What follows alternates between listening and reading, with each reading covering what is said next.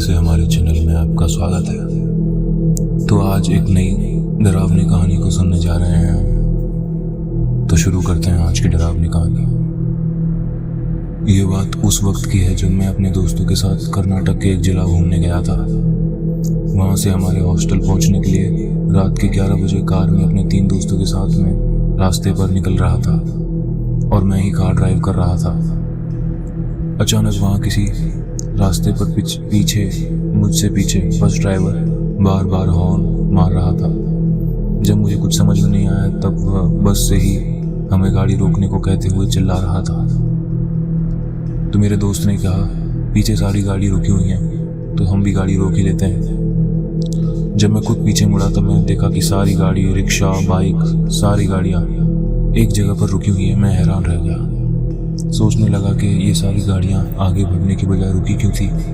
जब मुझे फिर भी कुछ समझ में नहीं आया कि आखिर मामला क्या था, तो पीछे बस ड्राइवर हल्के जोर से मुझसे कहने लगा कि आप शांत होकर यहीं खड़े हो जाइए।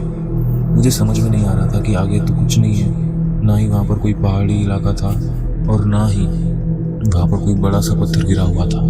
फिर क्यों बस ड्राइवर मुझे पीछे आने को बोल रहा था? क्यों सारी गाड़ियाँ रुकी हुई थी?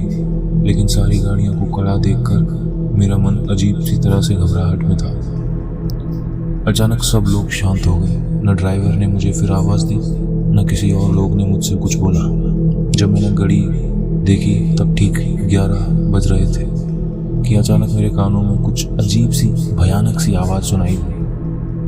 मैंने कभी अपने बुरे सपने में भी नहीं सुनी थी। एक औरत के रोने की अजीब सी भयानक आहट। वह इतनी भयानक थी कि आज भी उसे याद करता हूँ तो मैं कांप उठता हूँ। एक औरत के रोने की आवाज़ जोर जोर से जैसे हमारे नज़दीक आने लगी।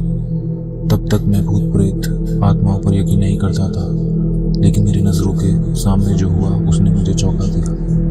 वह आहट जैसे तैसे हमारे करीब आई तब एक काली सी औरत की परछाई जैसे आकृति अजीब सी झपक के हवा में उड़कर हमारे ठीक सामने रोड पर ही बैठ गई और बहुत ही भयानक आवाज़ करते हुए जोर जोर से रोने लगी।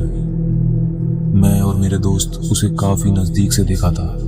हमारी हाल तो डर के मारे जैसे जान बाहर निकल गई थी। वह आत्मा वहीं बैठकर ठीक 5 मिनट तक रोती रही। फिर 11:05 पर वो हवा में उड़ गई। उसके उड़ते ही मैंने डर के मारे 140 की स्पीड में अपनी गाड़ी दौड़ाई, हॉस्टल पहुंच गया और फिर वहाँ सो गया। अगले ही दिन मैं बजरंगबली के मंदिर भी गया क्योंकि मेरे मन में काफ़ी डर बैठा हुआ था। कभी भी मैंने भूत को अपने नज़रों के सामने से नहीं देखा था। इस घटना ने मुझे जैसे दिल का दौरा ही दे दिया।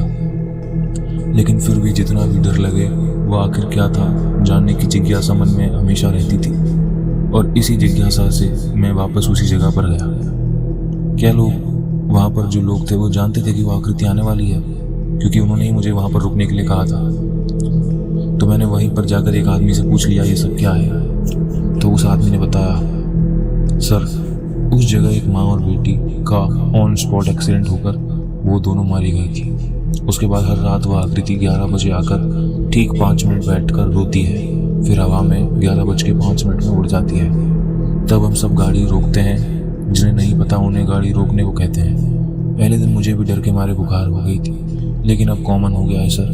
पर आज तक उस आत्मा का इतने करीब से किसी ने नहीं देखा। भगवान का शुक्र है उस आत्मा ने आप लोगों को कोई नुकसान नहीं पहुंचाया। जब उसने ऐसा कहा तब हम और डर गए थे। यह घटना तो मेरी ज़िंदगी की अब तक की सबसे भयानक घटना बन गई थी।